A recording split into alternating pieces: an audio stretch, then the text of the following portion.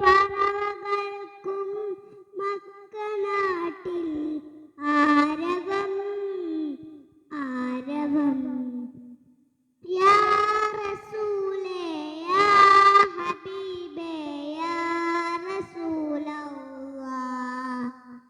യാ റസൂലേ യാ ഹബീബേ യാ റസൂലല്ലാഹ്.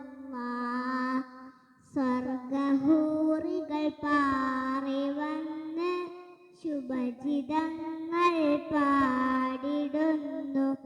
ആസിയ മറിയം തരുളികൾ വന്ന് തങ്കക്കനിയെ താരാട്ടിയെന്ന്.